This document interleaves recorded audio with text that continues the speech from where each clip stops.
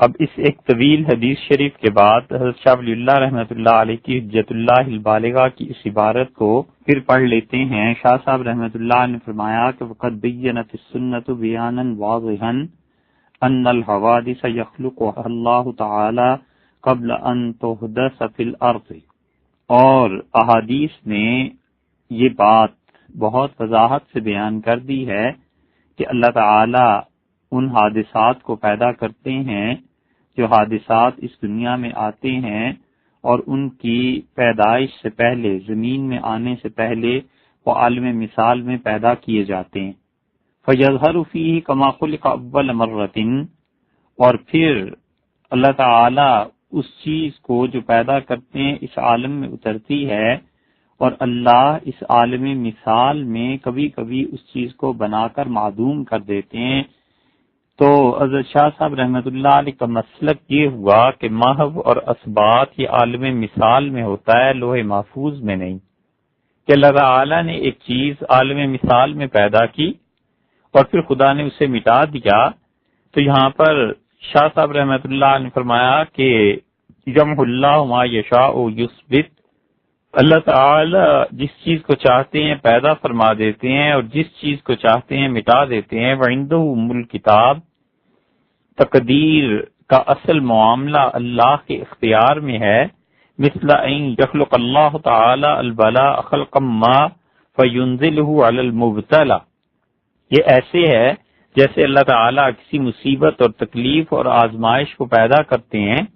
اور پھر اس پر اترتی ہے جس پر اترنی ہے کہ وہ انسان اس مصیبت میں مبتلا ہو جائے۔ یہ 16 افراد جو ابھی تذکرہ جن کا گزرا بہت تفصیل سے، یہ ایسے ہی تھے جن کے لیے مصیبت نازل ہوئی، اور پھر شاہ صاحب رحمۃ اللہ فرمایا یصعد الدعاء، اور دعا ایک طرف سے بلند ہوئی، فیردہ، اور دعا نے اسے رد کر دیا۔ وقد یخلق الموت فیصعد البر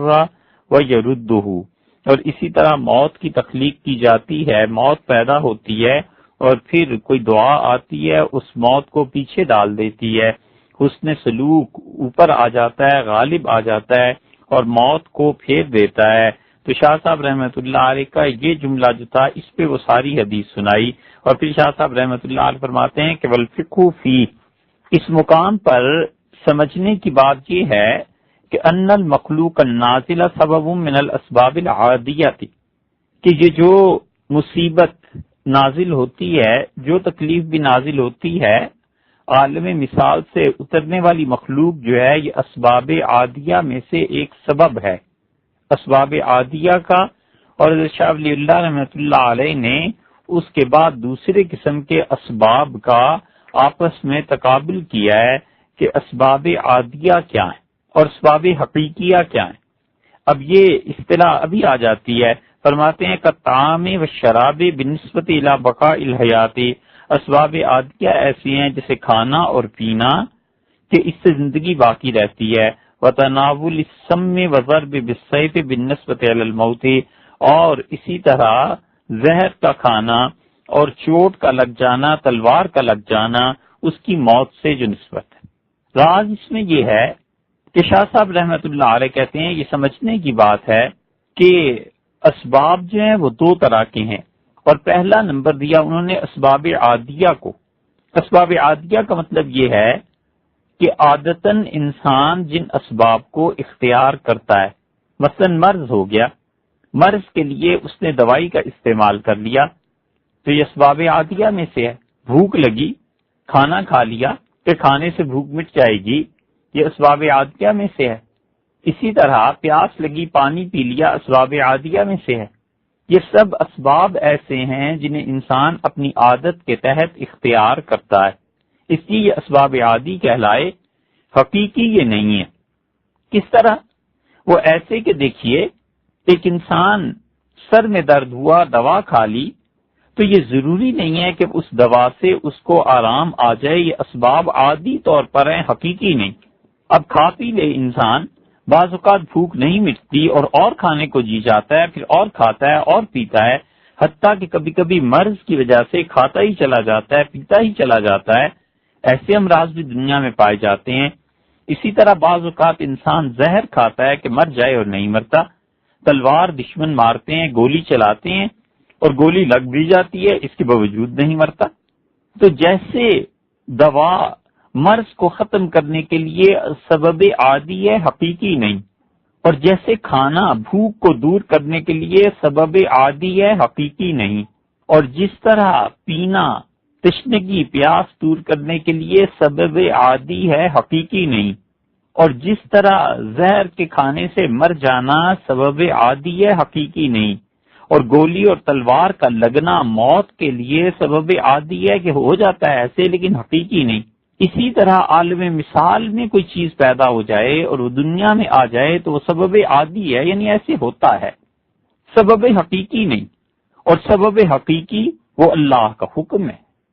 اللہ کا حکم ہوگا تو ان چیزوں میں جان پڑے گی، اللہ کا حکم نہیں ہوگا تو پھر ان چیزوں میں جان نہیں پڑے گی۔ اللہ کا حکم ہوگا تو دوا کام کرے گی، سر کا درد اور ازالہ ہو جائے گا، مرض دور ہو جائے گا۔ سبب حقیقی ہے وہ، سبب عادی سے ضروری نہیں ہے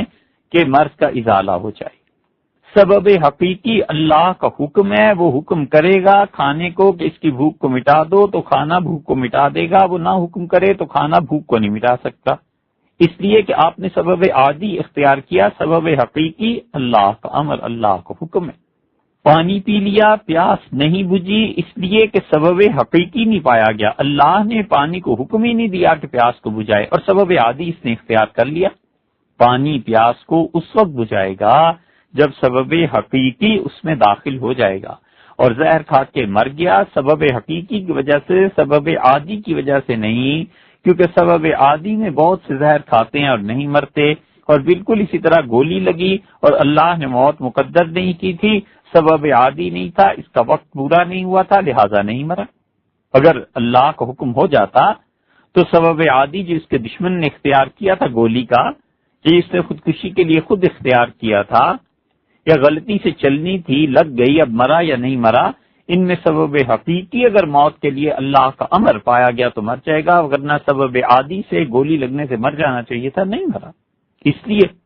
شاہ صاحب رحمۃ اللہ علیہ فرماتے ہیں سمجھنے کی بات یہ ہے، اور یہ ہے وہ کمال شاہ ولی اللہ رحمۃ اللہ علیہ کے حجت اللہ البالغہ میں، کہ وہ اتنے دقیق اور باریک فرق بیان کرتے چلے جاتے ہیں اور سمجھاتے ہیں اپنے قارئین کو، پڑھنے والوں کے لیے، کہ سبب عادی جو ہے اس میں خدا کی طرف سے آگے پیچھے کر دیا جاتا ہے، سبب حقیقی نہیں ٹلا کرتا، سبب حقیقی اللہ کا امر ہے، اللہ کا حکم ہے، جب وہ ہو جائے جس معاملے میں ہو جائے وہ تو پھر ہو ہی جاتا ہے، ورنہ اسباب عادیہ میں بلائیں پیدا ہوتی ہیں، مصیبتیں پیدا ہوتی ہیں، حتیٰ کہ موت بعض اوقات نازل ہوتی ہے اور پھر اس کے بعد دعا اس سے لڑ جھگڑ کے اسے واپس لے جاتی ہے، فقر و فاقہ نازل ہوتا ہے اور دعائیں اور اللہ کے نیک بندوں کی دعائیں اس سے لڑ کے اسے واپس پھیر دیتی ہیں۔ شاہ صاحب رحمۃ اللہ علیہ فرماتے ہیں یہ جتنا توڑ پھوڑ ہے، یہ جتنا محو و اثبات ہے، یہ جتنا تقدیر کا بننا اور بگڑنا ہے، یہ جتنا بھی تقدیر کا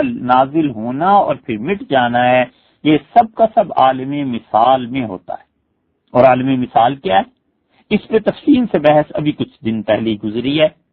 شاہ صاحب رحمۃ اللہ علیہ نے جو کچھ وہاں فرمایا تھا اس کو بہت محنت سے ہم نے مختلف کتابوں سے نکال کے وہ ساری احادیث بیان کر دی۔ شاہ صاحب رحمۃ اللہ علیہ کی عبارت تبرکن پڑھ لیتے ہیں۔ شاہ صاحب رحمۃ اللہ علیہ فرماتے ہیں یہ سب کچھ عالم مثال میں ہوتا ہے۔ وقد دل احادیث کثیرۃ علی ثبوت عالم، اور بہت سی احادیث ایسی ہیں جو ثابت کرتی ہیں کہ اس دنیا کے علاوہ ایک دنیا ایسی بھی ہے تتجسم فیہ الاعراض، جس میں اعراض جسمدار ہوتے ہیں، حیا، شرم، ایمان، کفر، حسد، بغض، ظلم، زہد، تقوی، یہ سب کی سب شکلیں ہوتی ہیں اس دنیا میں، ان کے جسم پائے جاتے ہیں۔ وتنتقل المعانی، اور یہ معنویات منتقل ہوتی رہتی ہیں۔ ویخلق الشیء قبل ظہورہ فی الارض، اور اس زمین میں آنے سے پہلے پہلے ان چیزوں کو پیدا کیا جاتا ہے۔ مثل کون الرحم معلقا بالعرش، جیسے کہ رحم جو تھا، ناتا، رشتہ، تعلق کو جوڑنا، اپنی رشتہ داری کو قائم رکھنا، وہ اللہ تعالیٰ کے عرش سے لٹکا ہوا تھا، اس رشتہ داری کی کیا صورت ہے، رشتہ داری مرد ہے عورت ہے، اس کی کیا شکل و صورت ہے، ہمیں تو نظر نہیں آتی، مگر وہاں پر اس کی اپنی ایک شکل صورت تھی۔ وَنُزُولُ الْفِتَنِ كَمَوَاقِعِ الْقَطَرِ، اور فتنوں کا بارش کے قطروں کی طرح برسنا۔ حضور اقدس صلی اللہ علیہ وسلم نے فرمایا کہ مدینہ منورہ میں اس مقام پہ میں آزمائشوں کا اترنا ایسے دیکھ رہا ہوں جیسے بارش نازل ہوا کرتی ہے۔ وَخَلْقِ النِّيلِ وَالْفُرَاتِ فِي أَصْلِ السِّدْرَةِ، اور بیری کا جو درخت ہے سدرۃ المنتہا، اس کی جڑ سے میں نے دیکھا کہ نیل اور فرات نکل رہے ہیں۔ حضور اقدس صلی اللہ علیہ وسلم نے جو فرمایا تھا اس پہ تشریح پہلے گزر گئی۔ ثم انزالهما الى الارض، پھر ان دونوں کا زمین کی طرف دونوں دریاؤں کو اترنا نیل اور فرات کا، یہ سب عالم مثال میں رسول اللہ صلی اللہ علیہ وسلم کو دکھایا گیا، اور آپ نے دیکھا یہ چیزیں زمین پہ آئی ہیں۔ وانزال الحدید والانعام، اور اسی طرح لوہے کا پیدا ہونا اور جانوروں کا پیدا ہونا نازل کرنا۔ وانزال القرآن الى السماء الدنیا مجموعا، اور پورے قرآن کریم کو مکمل طور پر اس دنیا والے آسمان پر اتارنا۔ وحضور الجنت والنار، اور جنت اور جہنم کا حاضر ہو جانا بین یدی النبی صلی اللہ علیہ وسلم، حضور اکبر صلی اللہ علیہ وسلم کے سامنے، وبین جدار المسجد،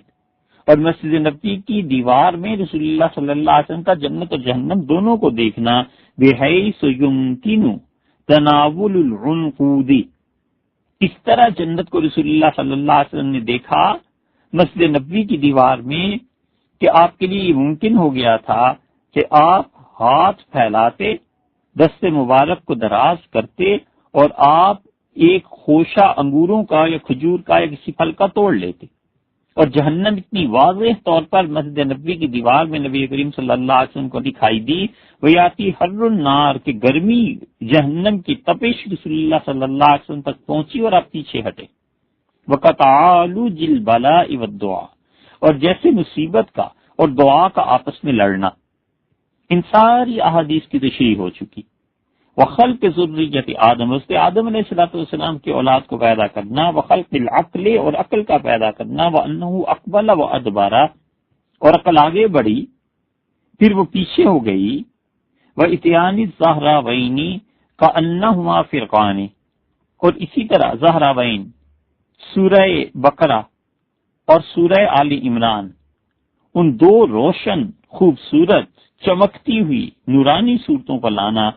ان کو دکھانا، جیسے کہ پرندوں کی وہ دو ڈاریں ہیں، ڈار سمجھتے ہیں پرندوں کا مجموعہ، شام کے وقت آپ کبھی دیکھیں نا تو پرندوں کا پورا پورا گروہ اکٹھا جا رہا ہوتا ہے، چڑیاں سینکڑوں کے حساب سے اکٹھی جا رہی ہوتی ہیں، مینائیں اور اسی طرح مختلف جانور کوے وغیرہ، تو وہ جو پورا گروہ ہوتا ہے ان پرندوں کا، اس کو کہتے ہیں ڈار، چڑیا کی ڈار، دونوں صورتیں گویا پرندوں کی ڈاریں ہیں۔ وہ وزن العمالی، اور اعمال کا قیامت کے دن تلنا۔ وہ حفوف الجنت بالمکارہ، اور جنت کو ناخوشگوار چیزوں سے ڈھانپ دینا۔ والنار بالشہوات، اور جہنم کو خواہشات سے ڈھانپ دینا۔ وامثال ذلک مما لا یخفی علی من لہ ادنی معرفۃ بالسنۃ، اور یہ وہ چیزیں ہیں جس کو ذرا بھی حدیث کا علم حاصل ہے اس سے بالکل چھپی ہوئی نہیں ہے۔ وہ جانتا ہے کہ عالم مثال رسول اللہ صلی اللہ علیہ وسلم نے متعدد مقامات پر احادیث میں ارشاد فرمایا ہے، اور یہ کوئی 11 کے قریب مثالیں جو حضرت شاہ صاحب رحمۃ اللہ علیہ نے دی ہیں، یہ سب کی سب اس سے پہلے تشریح ہو چکی۔ شاہ صاحب رحمۃ اللہ نے جہاں عالم مثال کا ذکر چھیڑا تھا، ہم نے اس وقت یہی عبارت وہاں تشریح کر کے عرض کر دی تھی تاکہ کوئی چیز مخفی نہ رہے، پوشیدہ نہ رہے، کہ عالم مثال پہلے سمجھ میں آ جائے اور پھر اس کے بعد ساری بحث آسان ہو جائے گی۔ شاہ صاحب رحمۃ اللہ آتے ہیں جس کو حدیث کی معمولی معرفت بھی حاصل ہے، وہ جانتا ہے کہ یہ ساری کی ساری چیزیں جتنی بھی ہیں یہ سب کی سب عالم مثال میں پیدا ہوتی ہیں، پھر سامنے آتی ہیں، انہیں ہٹا دیا جاتا ہے، اور مختلف اسباب سے یہ خدا کی تقدیر کے مٹنے اور خدا کی تقدیر سے لکھنے کا عمل، یہ سب چیزیں جاری رہتی ہیں یہاں تک کہ حقیقی تقدیر جو نازل ہونی ہوتی ہے، یہاں تک کہ حقیقی چیز سبب حقیقی جو جب آتا ہے پھر اس کو کوئی نہیں پھیر سکتا۔ تو شاہ صاحب رحمۃ اللہ علیہ نے اس ساری تشریح کو یہاں بیان کر دیا کہ رسول اللہ صلی اللہ علیہ وسلم نے فرمایا میں نے یہ چیز دیکھی، یہ چیز دیکھی، یہ چیز دیکھی، جنت کو دیکھا، جہنم کو دیکھا۔ جنت جو تھی وہ ناگوار چیزوں سے بھری ہوئی تھی، یعنی اس کے اوپر ناگوار چیزیں، اور جہنم جو تھی وہ خواہشات کا غلاف سے لپیٹ دیا گیا تھا کہ لوگ اس کی طرف چلے جاتے ہیں۔ اسی لیے قرآن کریم میں اللہ تعالیٰ نے فرمایا کہ لہا ما کسبت وعلیہا مکتسبت، انسان کے لیے ہے جو کچھ کے خیر کا کام نیکی کا اس نے کیا اسے ہم اجر دیں گے، وعلیہا مکتسبت، اور اس کے اوپر اس کا بوجھ بھی ہے جو عمل اس نے کیا۔ کسب اور اکتساب میں فرق ہے، اس لیے قرآن نے دونوں جگہ یہ نہیں کہا کہ مکتسبت، لہا ما کسبت وعلیہا مکتسبت، کسب اور اکتساب میں خدا نے فرق کیا ہے۔ قرآن کریم کے یہ بالکل باریک باریک نقطے، اور قرآن کیوں ایک لفظ کو لایا اور دوسرے لفظ کو نہیں لایا؟ قرآن نے ایک تعبیر اختیار کی ہے، قرآن نے دوسری تعبیر کو چھوڑ دیا ہے۔ اللہ تعالیٰ نے ایک لفظ کو استعمال فرمایا کسب کو نیکی کے لیے، اور اکتساب کو اللہ تعالیٰ نے فرمایا برائی کے لیے استعمال فرمایا۔ کیوں اللہ تعالیٰ نے اتنا چھوٹے چھوٹے یہ فرق رکھے ہیں؟ اس کو اللہ کے اچھے بندوں نے سمجھا ہے۔ اسی لیے قرآن کریم کی تفسیر جب انہوں نے کی ہے تو انہوں نے ایک ایک حرف کا سوچا ہے کہ یہاں پر حرف زیادہ ہے، یہاں پر حرف کم ہے، یہ چیز زیادہ ہے، یہ چیز کم ہے۔ اور اس میں اگر کسی شخص کے سر پر امامت کا تاج بنتا ہے کہ جس نے سب سے پہلے پورے قرآن کریم کو اس طرح سے کھنگالا اور قرآن کریم میں اس نے ایک ایک حرف اور ایک ایک لفظ کے فرق سے ظاہر کیا اور بتایا کہ دیکھو اس وجہ سے یہ ہے، اس وجہ سے یہ ہے۔ افسوس کہ وہ شخص معتزلی تھا، لیکن وہ پہلا شخص غالباً ہمارے اب تک کے علم کے مطابق وہ تھا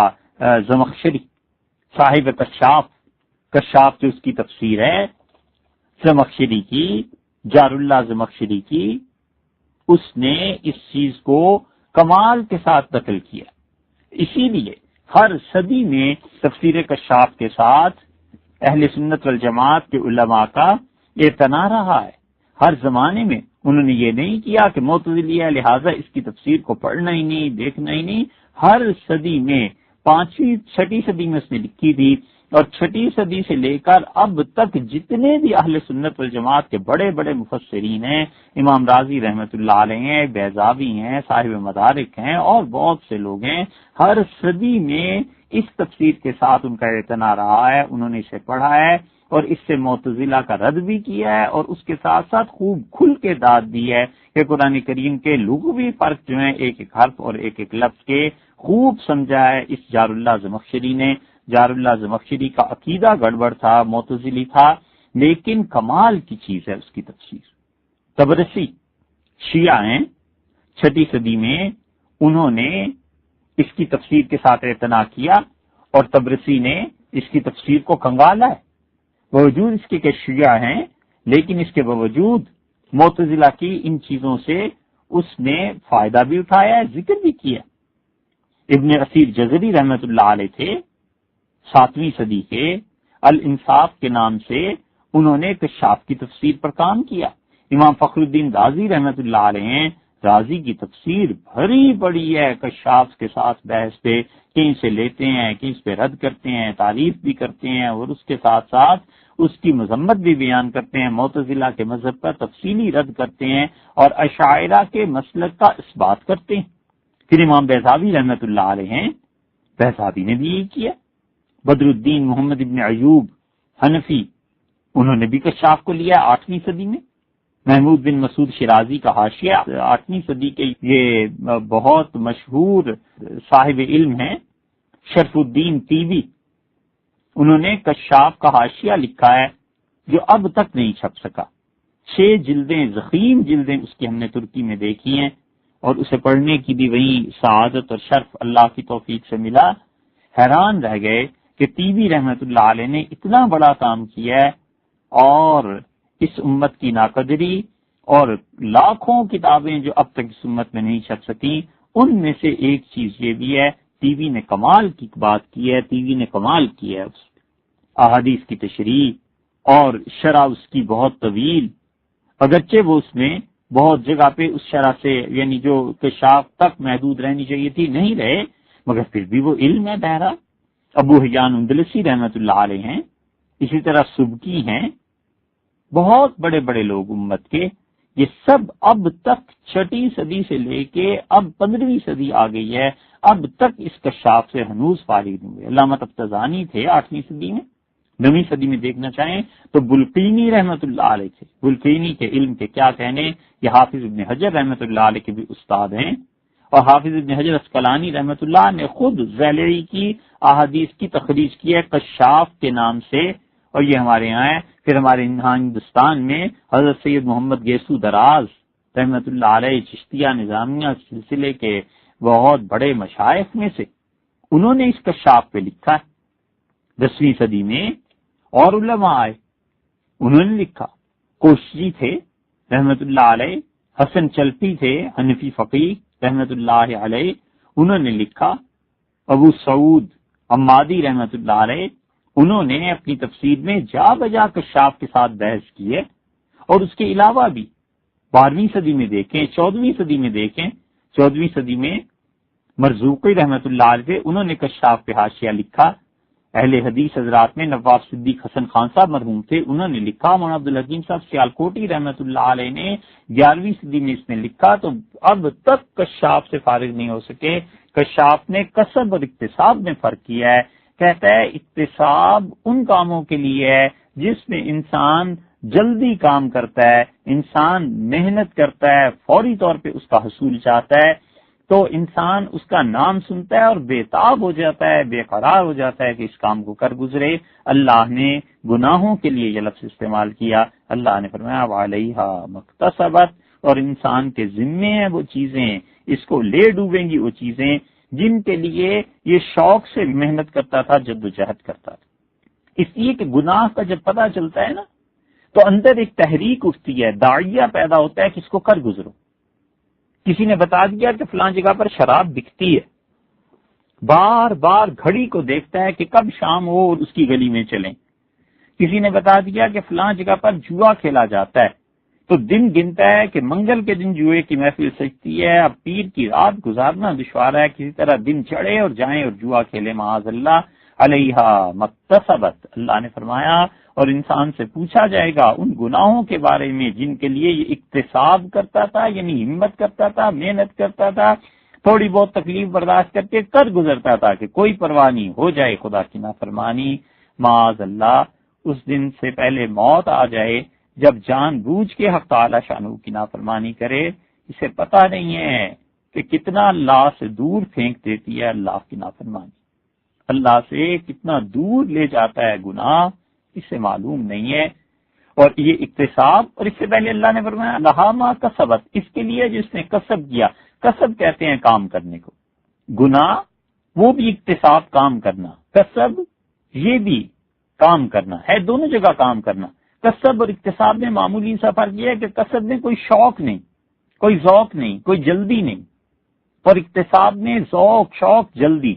وہ انسان کا نفس گناہوں کی طرف بھاگتا ہے۔ اللہ نے اکتساب کا لفظ استعمال کیا، اور کسب یہاں کا اس لیے کہ انسان کو نیکی کے لیے عام طور پہ کوئی ذوق شوق نہیں ہوتا، ہاں ایمان جب جلا بخشے، ایمان جب پکا ہو جائے، اللہ کے ساتھ تعلق جب پکا ہو جائے، مالک کی محبت، حضور صلی اللہ علیہ وسلم کی نسبت، اس کا ادب احترام جب آ جاتا ہے طبیعت میں، پھر کہتا ہے یہ نیکی کی بات سن لی، فوراً اس پہ عمل کر لوں، فوراً اس پہ عمل کر لوں۔ اس کا مطلب ہے کہ اس کے لیے موت سے پہلے خوشخبری ہے کہ اللہ نے تمہیں ایمان کی لذت، ایمان کا ذائقہ نصیب کر دیا ہے۔ آذان ہوئی، جی چاہتا ہے فوراً نماز پڑھ لیں، بس یہ اس کا مطلب ہے کہ اس کو اللہ نے ایمان کا ذائقہ نصیب کر دیا ہے۔ تو اس لیے انسان برائی کے کاموں کی طرف محنت کر لیتا ہے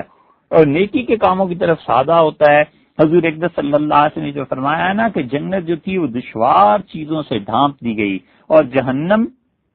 شہوات کے ساتھ، خواہشات کے ساتھ، تو یہی مطلب ہے۔ شاہ صاحب رحمۃ اللہ علیہ فرماتے ہیں کہ دیکھو یہ جتنی بھی چیزیں ہیں یہ سب کی سب عالم مثال میں، جب اس دنیا میں آنا ہوتا ہے انہوں نے تو اللہ کبھی نازل کرتا ہے، کبھی محو کر دیتا ہے، ختم کر دیتا ہے۔ پھر فرماتے ہیں وعلم، اور یہ بات بھی یاد رکھو کہ ان القدر لا یزاحم سببیت الاسباب لمسبباتها، وعلم ان القدر لا یزاحم سببیت الاسباب لمسبباتها، اور یہ اچھی طرح جان لو کہ تقدیر آڑے نہیں آتی، تقدیر مزاحمت نہیں کرتی مسببات کے لیے کہ ان سے اسباب کا تعلق جڑا ہوا ہے، تو جہاں سبب بنتا ہے کوئی تو تقدیر اس میں مزاحمت نہیں کرتی، لأنه انما تعلق بالسلسلة المترتبة جملة مرة واحدة، اس لیے کہ تقدیر پوری ترتیب میں ہے، ایک سلسلے میں جڑی ہوئی ہے۔ خدا نے سارا معاملہ میں اسباب اور مسببات کے سب طے کر دیا ہے۔ وَهُوَ قَوْلُهُ صلی اللہ علیہ وسلم فی الرقی والدواء والتقاۃ، اور یہ ہے حضور اقدس صلی اللہ علیہ وسلم نے جو فرمایا ہے کہ جھاڑ پھونک، دوا دارو کرنا، والتقاۃ اور احتیاطی تدابیر اختیار کرنا، یہ سب کی سب چیزیں حضور اقدس صلی اللہ علیہ وسلم نے حدیث میں بتا دی ہیں۔ یعنی رسول اللہ صلی اللہ علیہ وسلم سے پوچھا گیا تھا، بلکہ پہلے یہ عبارت پوری پڑھ لیتے ہیں پھر اس کے بعد،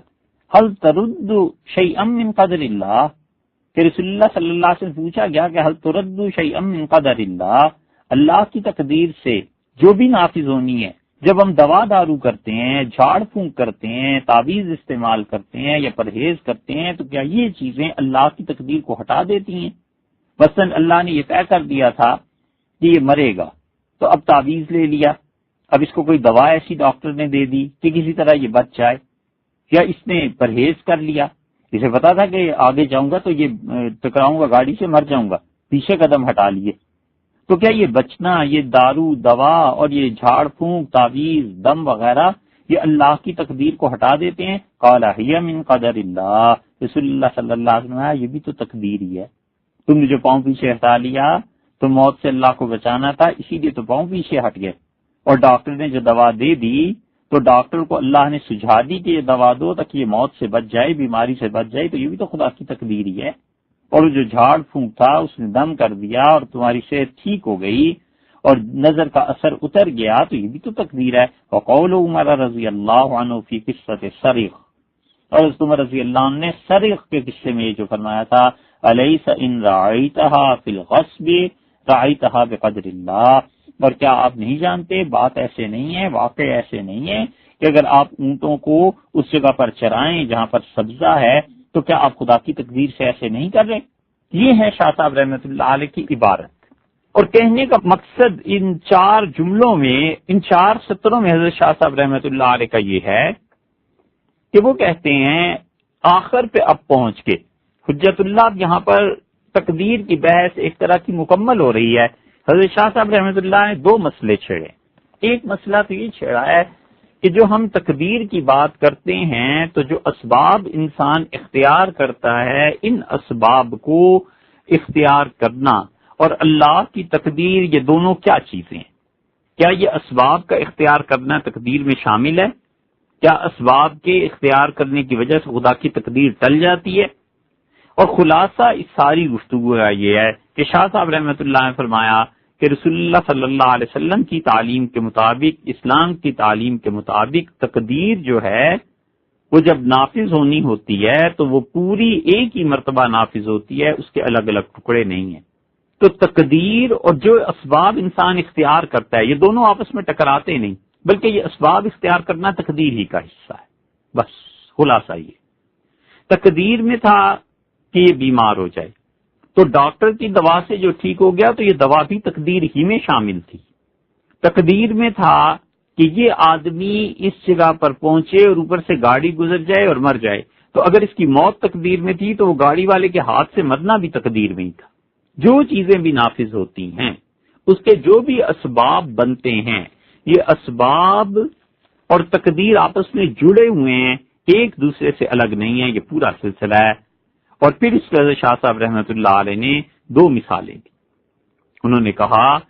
پہلی حدیث وہ لائے ہیں کہ حضور اقدس صلی اللہ علیہ وسلم سے عرض کیا گیا کہ اللہ کے رسول آپ اس کے بارے میں کیا فرماتے ہیں؟ پھر تین چیزوں کا ذکر ہوا، رقی، جھاڑ پھونک، ایک انسان کو سر درد ہے، ایک انسان کی طبیعت خراب ہے، آپ لے گئے کسی کے پاس، اور آپ نے کہا کہ اس پہ دم کر دیجئے۔ ہندوستان میں ہم جب گئے تو وہاں اب تک یہ دیکھا کہ نمازوں کے بعد، اور لکھنؤ میں دیکھا کہ مغرب کی نماز کے بعد کئی مرتبہ باہر نکلے تو ہندو عورتیں وہاں کھڑی تھیں اپنے بچوں کو لے کے، اور وہ دم کرانے کے لیے کہ جو نمازی مسلمان نماز پڑھ کے نکل رہے ہیں وہ اس بچے پہ پھونک دیں تو اس کے پھونکنے سے اس بچے کو جو بیماری ہے وہ دور ہو جائے۔ اب تک بھی اعتقاد ہے۔ تو پہلی چیز انہوں نے مثال میں کہی کہ اللہ کے رسول یہ جو کوئی بیمار ہو جاتا ہے ہم اس پہ دم کراتے ہیں، تعویذ لکھ دیتے ہیں، پلاتے ہیں، اس قسم کی چیزیں، تو تقدیر ہے کہ شفا ہو جائے، تو شفا تو ہوئی جانی ہے۔ یہ بھی تقدیر ہے کہ یہ چیز پیے اور اس پہ دم کیا جائے۔ دوسری چیز دوا ہے۔ ایک انسان کو بیماری ہو گئی، مثلا یرقان ہو گیا، جانڈس ہو گیا، ڈاکٹر کے پاس لے گئے، اب ایک آدمی کہتا ہے گھر میں ہی رہنے دو، جس پروردگار کی طرف سے بیماری ہے شفا بھی اسی کی جانب سے ہے، ٹھیک ہو جائے گا۔ دوسرا کہتا ہے لے چلو ڈاکٹر سے دوا دو، تو کیا یہ دوا دارو کرنا، ڈاکٹر کے پاس جانا، یہ کیا معنی رکھتا ہے؟ وَاتَّقَا، اور جو بچتے ہیں ہم احتیاطی تدابیر اختیار کرتے ہیں، گھر میں سونا ہے، چاندی ہے، پارچہ جات ہیں، زیورات ہیں، ایک کہتا ہے دروازے کو کنڈی لگا لو، رات سونے سے پہلے سب احتیاطی تدابیر اختیار کر لی جائیں، بیوی کہتی ہے، شوہر کہتا ہے چھوڑو جو ہونا ہے ہو جائے گا۔ تو کیا یہ احتیاطی تدابیر اختیار کرنا، گھر کے دروازے بند کرنا، کنڈیاں لگا دینا، یہ سب کی سب چیزیں احتیاط کی؟ حضور اقدس صلی اللہ علیہ وسلم سے پوچھا گیا کہ اللہ کے رسول یہ چیزیں کیا ہیں؟ هل ترد شیئا من قدر اللہ، اللہ کی تقدیر اگر نافذ ہونی ہے تو یہ چیزیں خدا کی تقدیر کو بدل دیتی ہیں؟ خدا کا فیصلہ ہو جائے کہ موت دو تو کیا دم درود اسے ختم کر دے گا؟ خدا کی تقدیر کا فیصلہ ہے کہ جنڈس شیطان بڑھ جائے اور مر جائے تو کیا دوا کام کرے گی؟ اور اگر اللہ کا فیصلہ ہے کہ اس گھر میں چوری ہو جائے تو یہ کنڈیاں لگانا کچھ کام کریں گے؟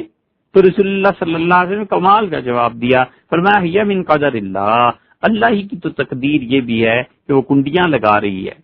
اور وہ ڈاکٹر دوا دے رہا ہے اور اس کے ساتھ ساتھ وہ دم درود کر رہا ہے، یہ سب بھی تو تقدیر میں ہی شامل ہے، تقدیر ہی کا حصہ ہے۔ مطلب یہ تھا کہ یہ تینوں کام تین مختلف آدمیوں نے کیے، اب اس کے بعد نتیجہ کیا نکلنا ہے یہ تقدیر ہے اللہ کی۔ ممکن ہے اللہ تعالی نے یہ رکھا ہو کہ اس پر یہ دم کر دیا جائے گا اور یہ ٹھیک ہو جائے گا، ٹھیک ہو جائے، اور اللہ ہی نے رکھ دیا ہو کہ دم کا اثر نہ ہو، نہیں ٹھیک ہوا۔ اللہ تعالیٰ نے ڈاکٹر کے دل میں ڈال دی، اس کو خواب میں دکھا دیا۔ یہ ڈاکٹروں سے پوچھو، جاتے جاتے کسی اور ڈاکٹر نے کسی اور دوا کا ذکر کر دیا تو اس کو فوراً احساس ہوا کہ ہو یہ مریض تو میرے پاس بھی آیا ہے، یا بس باتیں ہوئی ڈاکٹرز میں ختم ہو گئی، معلوم ہوا اگلے ہفتے اسی مرض کے مریض آ گئے، تو اسے پھر خیال آیا کہ پچھلی ہفتے تو یہ ذکر ہو رہا تھا، لہٰذا یہ دوا کیوں نہ دوں، تو اس نے دوا دی اور مریض ٹھیک ہو گیا۔ اور یہ بھی کہ مریض کو دوا دیتا رہا بہتر سے بہتر اور پتہ نہیں چلا اور مریض مر گیا،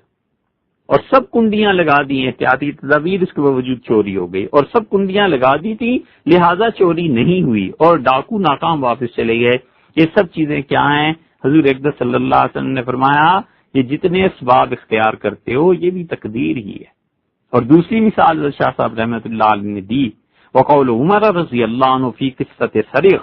اور عمر رضی اللہ عنہ کی بات بھی یاد رکھنی چاہیے جو سریق کے قصے میں پیش آئی، اور عمر رضی اللہ عنہ کی بات کمال کی بات ہے۔ اس سے حقیقت میں پتہ چلتا ہے کہ ایک مومن آدمی کو کیا کرنا ہے۔ رسول اللہ صلی اللہ علیہ وسلم نے فرمایا نا کہ جو کچھ بھی کرو گے وہ تقدیر ہی میں ہے،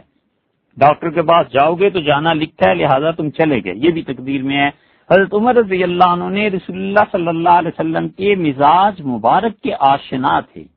نبوت کا مزاج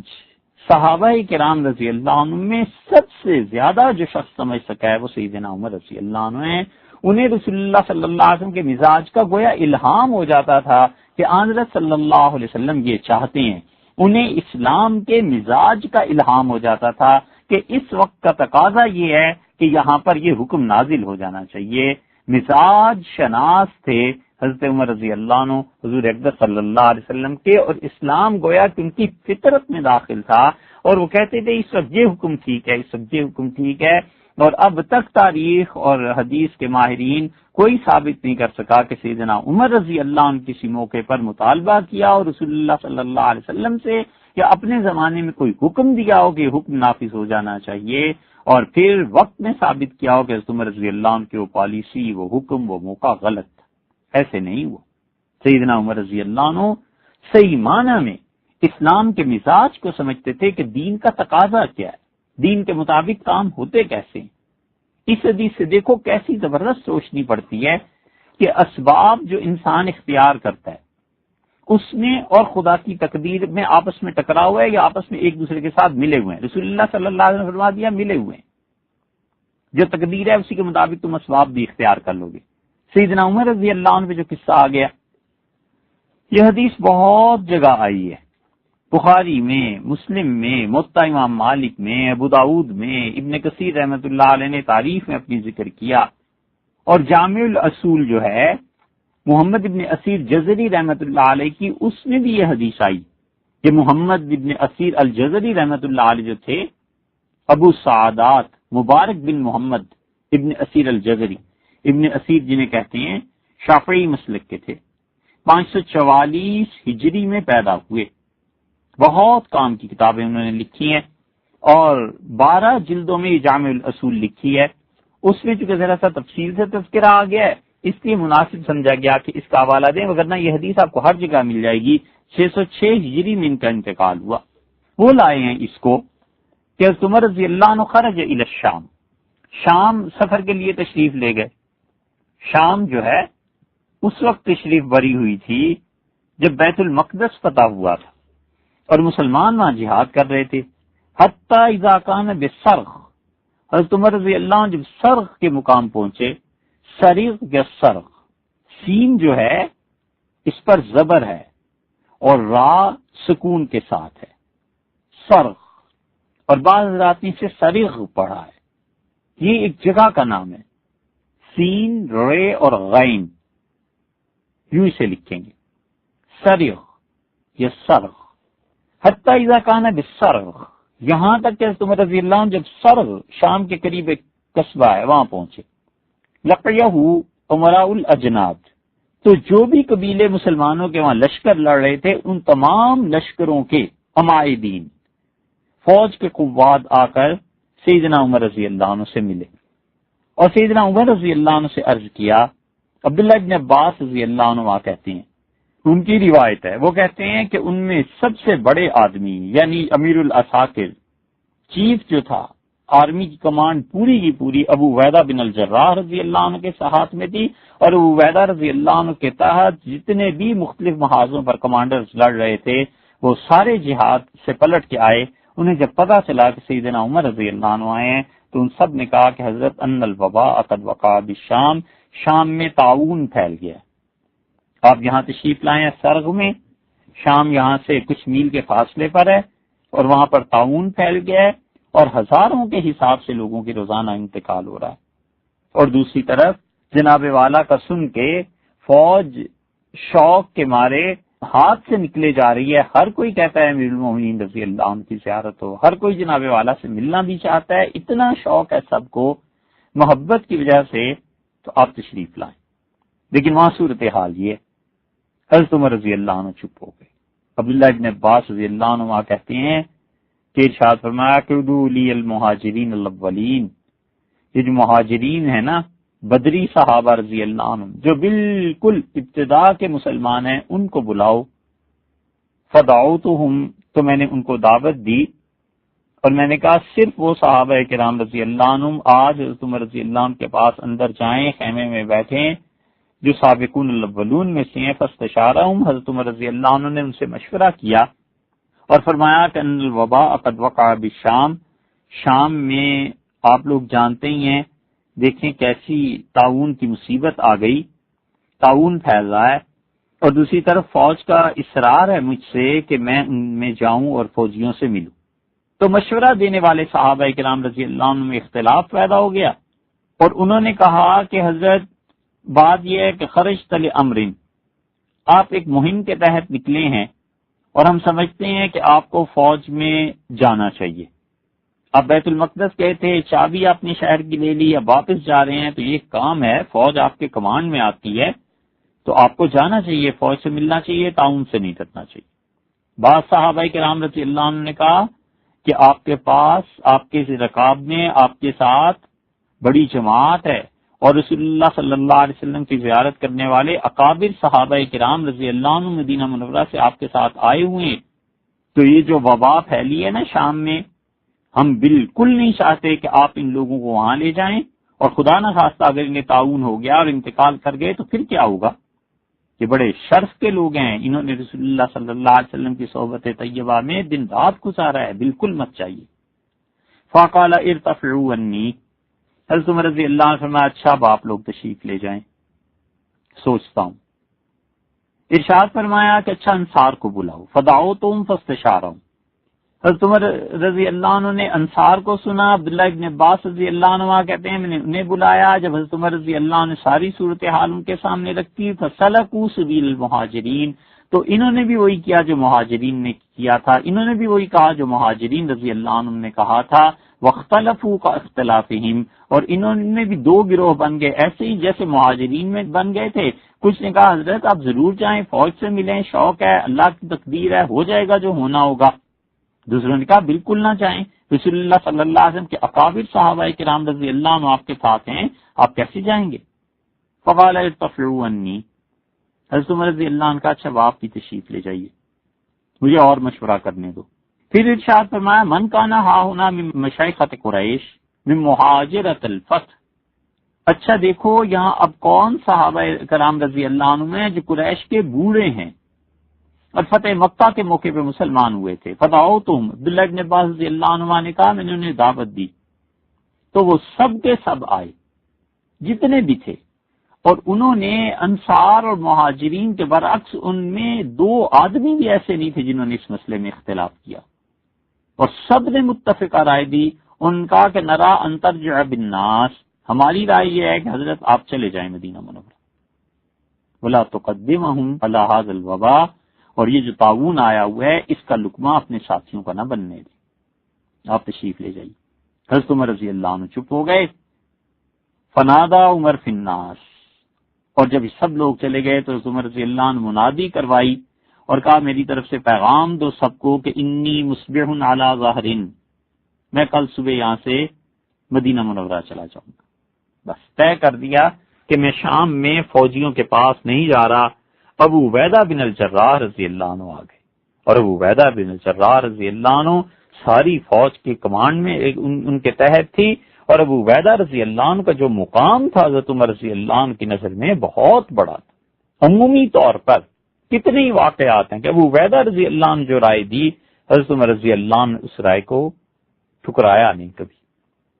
اور یہ وہ شخص تھا کہ خالد ابن ولید رضی اللہ عنہ کو ہٹا کے حضرت عمر رضی اللہ عنہ خود اپنی پسند سے ابو عبیدہ رضی اللہ عنہ کو لائے تھے، اور یہ وہ آدمی تھا جس کے متعلق ابو عبیدہ رضی اللہ عنہ کے متعلق جب بیعت ثقیفہ بنی سعدہ میں ہو رہی تھی تو حضرت ابوبکر رضی اللہ عنہ جیسے آدمی نے کہا تھا کہ ابو عبیدہ آپ بن جائیں مسلمانوں کے خلیفہ، کیونکہ رسول اللہ صلی اللہ علیہ وسلم فرمایا تھا میری امت میں سب سے زیادہ امانت دار شخص یہ، اور حضرت عمر رضی اللہ عنہ ان کی کسی معاملے میں مخالفت پسند نہیں کرتے تھے۔ عبداللہ بن عباس رضی اللہ عنہ کا جملہ ہے، وہ کہتے ہیں کہ ابو عبیدہ رضی اللہ عنہ آئے اور انہوں نے کہا عمر افرارا من قدر اللہ کی تقدیر سے بھاگنا ہے، اگر تعاون میں ہی مرنا ہے لوگوں نے، صحابہ کرام رضی اللہ عنہ کو کچھ ہونا ہے، آپ کو کچھ ہونا ہے تو خدا کی تقدیر ہے، آپ کہاں جائیں گے بچ کے؟ آئیے فوج میں ملیے لوگوں سے، لوگ آپ کے دیدار کے مشتاق ہیں، آپ کو دیکھنا چاہتے ہیں، ملنا چاہتے ہیں، اور اگر نہیں موت میں آنا تو نہیں آنا۔ یہ کیا بات ہوئی کہ آپ مدینہ منورہ تشریف لے جائیں گے؟ فقال عمر، حضرت عمر رضی اللہ عنہ فرمایا لو غیرک قالها یا ابا عبیدہ، ابو عبیدہ کاش آپ کے علاوہ کوئی اور کہتا یہ بات۔ کیوں؟ یہ ہے عبداللہ ابن عباس رضی اللہ عنہ کا جملہ، انہوں نے کہا عمر رضی اللہ عنہ حضرت ابو عبیدہ رضی اللہ عنہ کی مخالفت کو بہت ناگوار گزرتی تھی، ان پہ کیا ناگوار گزرتی تھی؟ وہ جانتے تھے کہ بہت بڑا آدمی ہے، بڑا دماغ ہے، ان کا کسی معاملے میں میری رائے سے اختلاف کرنا بڑے معنی رکھتا ہے۔ تو ارشاد فرمایا کاش ابو عبیدہ آپ کے علاوہ کوئی اختلاف کرتا۔ آپ نہ کرتے۔ اور پھر جواب کیا زبردست دیا، فرمایا نعم نفر من قدر اللہ لا قدر اللہ، ہاں ابو عبیدہ ہم اللہ کی اس تعاون والی تقدیر سے نکل رہے ہیں، اور مدینہ منورہ جانا بھی تو خدا کی تقدیر ہی کے تحت ہو رہا ہے۔ ہم اللہ کی ایک تقدیر سے نکل کے اللہ کی دوسری تقدیر کی طرف جا رہے ہیں۔ ارائیت ان کان لک ابل، آپ مجھے بتائیے اگر آپ کے پاس اونٹوں کا غلہ ہو اور اونٹوں کی پوری وادی ہو، فحبتت وادیا لہو عدوتان، اور آپ اپنے اونٹوں کو چرانے کے لیے نکلیں، اور آپ آگے گئے اور میدان آپ نے دیکھا، اور اس میدان میں احدہما خصبتن، ان میں ایک میدان ایسا تھا جس میں سرسبز و شاداب گھاس لگی ہوئی ہے، اور دوسری طرف آپ دیکھتے ہیں تو جدتن ایسا ہے جس میں کچھ بھی نہیں ہے۔ الیس ان رعیت الخصبۃ رعیتھا بقدر اللہ، کیا ایسے نہیں ہے کہ آپ سوچ سمجھ کے پھر اپنے اونٹوں کو چرنے کے لیے سرسبز وادی میں جب چھوڑیں گے تو یہ خدا کی تقدیر کے مطابق ہے؟ اور اگر آپ نے انہیں وہاں لے گئے جہاں یہ اونٹ ہلاک ہو جائیں اور وہ وادی ساری کی ساری بے آب ہو گیا ہے، تو وہ بھی تو تقدیر ہی ہے۔ مطلب کیا تھا؟ یہ ہے وہ زبردست بات حضرت عمر رضی اللہ عنہ کی۔ انہوں نے کہا ابو عبیدہ جو بھی چیز ہم اختیار کرتے ہیں ہمیں اپنی عقل، شعور، اسباب کا جائزہ لے کر بہتر سے بہتر چیز اختیار کرنی چاہیے، بس ہمیں اپنا اختیار استعمال کر لینا چاہیے۔ آپ مجھے یہ کہتے ہیں، مفہوم یہ ہے حضرت عمر رضی اللہ عنہ کی بات کا کہ میں اگر شام جاؤں اور تعاون میں مبتلا ہونا ہے تو ہو ہی جاؤں گا، زیادہ سے زیادہ کیا ہے، موت آ جائے گی تو موت تو آنی ہی آنی ہے، تو میں موت کی ڈر کی وجہ سے کیوں فوج سے نہیں مل رہا؟ تو میں آپ سے یہ عرض کر رہا ہوں کہ میں مدینہ منورہ جو جا رہا ہوں اپنی جان کو بچا رہا ہوں، صحابہ کرام رضی اللہ عنہ کو بچا رہا ہوں، تو یہ کوئی تقدیر سے باہر ہے؟ یہ زندگی کی حفاظت کرنا، اپنے اختیار کو استعمال کر کے اچھی سے اچھی چیز کا چناؤ کرنا، یہ بھی تو تقدیر ہی ہے۔ تو کیوں تقدیر کا وہ پہلو ہم اختیار کریں جس میں عقل اور شعور اور دانائی ہمیں بتاتی ہے کہ اس میں تمہارا نقصان ہے؟ تو کیا آپ اپنے اونٹوں کو وہاں چرنے کے لیے لے جائیں گے جہاں پر نہ گھاس ہے نہ پانی ہے، چٹیل بنجر میدان ہے؟ حضرت عمر رضی اللہ عنہ اتنا کہہ کے خاموش ہو گئے۔ ابن عباس رضی اللہ عنہ کہتے ہیں اتنے میں عبد الرحمن ابن عوف رضی اللہ عنہ آگے، وکانا متغیبا فی بعض حاجاتہ، اور اپنی ضرورت کے کچھ کاموں میں مصروف تھے، گئے ہوئے تھے۔ انہوں نے جب دیکھا کہ ایک طرف امیر المومنین اور ایک طرف ابو عبیدہ رضی اللہ تعالی عنہما، اتنے بڑے بڑے لوگ یہ دونوں کسی مسئلے پہ بحث کر رہے ہیں، تو ارشاد فرمایا ان عندی من ھذا علم، اس معاملے میں میرے پاس ایک خبر ہے، علم ہے، میں نے رسول اللہ صلی اللہ علیہ وسلم سے سنا، آپ نے ارشاد فرمایا کہ جب تمہیں کسی جگہ کے بارے میں پتا چلے کہ وہاں پر وبا پھیل گئی ہے، تعاون کی کسی چیز کی، فلا تقدموا علیہ، اس زمین میں داخل نہ ہونا، اور اگر تم اس زمین میں پہلے سے رہ رہے ہو وانتم بہا، اور اس زمین میں پہلے سے رہ رہے ہو، تو فلا تخرجوا فرارا منہ،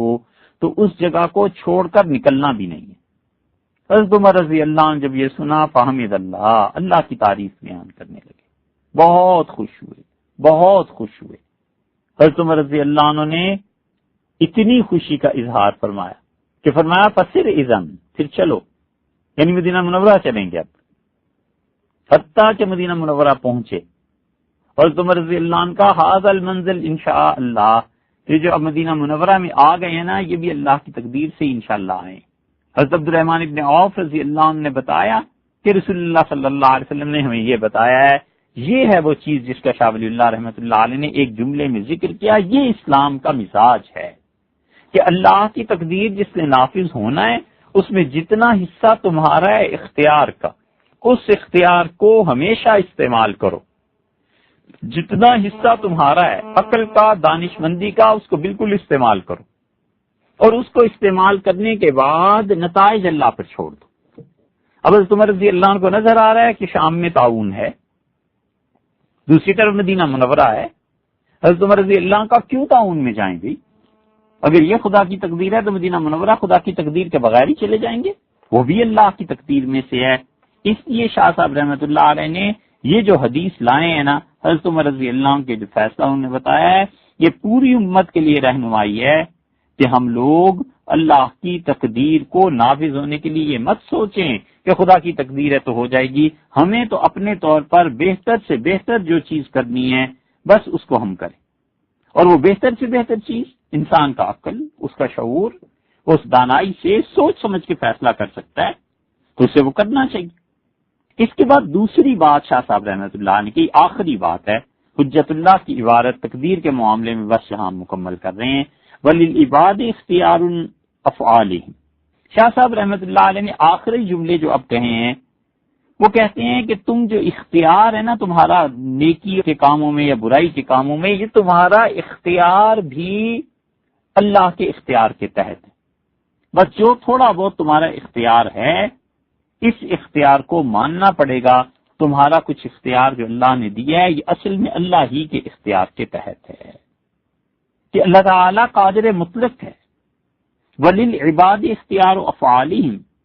اور بندوں کو اپنی زندگی میں مختلف کام کرنے کا اختیار اللہ نے دیا ہے۔ نعم، ہاں ہم اس چیز کو مانتے ہیں، لا اختیار لهم فی ذلک الاختیار، لیکن اللہ کا اپنا جو اختیار ہے نا، اللہ نے جو انسانوں کو اختیار دیا ہے اس اختیار میں خود لوگوں کا اختیار نہیں ہے۔ لِقَوْنِهِ مَعْلُولًا بِحُضُورِ صُورَةِ الْمَطْلُوبِ، اس کی وجہ یہ ہے کہ وہ اختیار اس بات پر موقوف ہے کہ آدمی کو ایک بات تو یہ پتا چلے کہ صورتحال پیش کیا آئے گی، وَنَفْعِهِ، اور انسان کو پتا چلے کہ اس کام کے کرنے میں نفع کیا ہے، وَنُحُوذِ دَاعِيَّةً وَعَزْمٍ مِمَّا لَيْسَ لَهُ عِلْمٌ بِهَا، اور اسی طرح تیسری چیز انسان کو یہ بھی معلوم ہو جانی چاہیے کہ اس کا اختیار کے استعمال کرنے سے یہ کیا نتائج اس کے اچھے پیدا ہوں گے، تو انسان کو ان چیزوں کا علم ہوتا ہی نہیں تو اختیار فقیف الاختیار فیہا، انسان کو اختیار کیسے حاصل ہو سکتا ہے۔ وَهُوَ قَوْلُهُ، اور یہی مطلب ہے حضور اقدس صلی اللہ علیہ وسلم کے اس فرمان کا کہ ان القلوب بین اصبعین، لوگوں کے دل اللہ کی دو انگلیوں کے درمیان ہے، من اصابع اللہ، اللہ کی دو انگلیوں کے درمیان، یقلبها کیف یشاء، اور اللہ جیسے چاہتا ہے انسانوں کے دلوں کو پھیر دیتا ہے۔ تو اس لیے انسان کا جو اختیار ہے یہ بھی اللہ کے اختیار کے تحت ہے۔ یہ ہے وہ بات جو شاہ صاحب رحمۃ اللہ علیہ فرما رہے ہیں اور سمجھا رہے ہیں، یہ آخری بات ہے، انشاءاللہ اس کی تشریح آئندہ کریں۔